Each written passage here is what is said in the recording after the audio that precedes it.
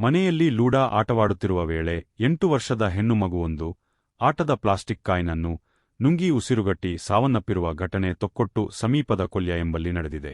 ಮೃತರನ್ನು ಮೂಲತಃ ಕಾಸರಗೋಡು ಜಿಲ್ಲೆಯ ಮದೂರು ಉಳಿಯತಡ್ಕ ನಿವಾಸಿ ರಾಜೇಶ್ ಗಟ್ಟಿ ಮತ್ತು ರಾಜೇಶ್ವರಿ ದಂಪತಿಯ ಎರಡನೇ ಪುತ್ರಿ ತನುಷ್ಕಾ ಎಂದು ಗುರುತಿಸಲಾಗಿದೆ. ಮೃತ ತನುಷ್ಕಾ ಅವರ ತಾಯಿ ಉಳ್ಳಾಲದ ಶಾಲೆಯೊಂದರಲ್ಲಿ ಶಿಕ್ಷಕಿಯಾಗಿದ್ದು, ಉದ್ಯೋಗಕ್ಕೆ ತೆರಳಲು ಹತ್ತಿರವಾಗಲು ಕುಟುಂಬ ಸಮೇತ ಕೊಲ್ಯದ ಬಾಡಿಗೆ ಮನೆಯೊಂದರಲ್ಲಿ ನೆಲೆಸಿದ್ದರು. ಶಾಲೆಗೆ ರಜೆ ಇದ್ದ ಕಾರಣ ರಾಜೇಶ್ವರಿ ಅವರ ಎರಡನೇ ಮಗಳು ತನುಷ್ಕಾ ತನ್ನ ಅಣ್ಣ ಮತ್ತು ತಂಗಿಯ ಜತೆ ಲೂಡೋ ಆಟದಲ್ಲಿ ತೊಡಗಿದ್ದಳಂತೆ. ಈ ವೇಳೆ ತನುಷ್ಕಾ ಲೂಡೋ ಆಟದಲ್ಲಿ ಬಳಸಲಾಗುವ ಹೊಸ ಶಂಕು ಆಕಾರದ ಕಾಯಿನನ್ನು ನುಂಗಿದ್ದಾಳೆ.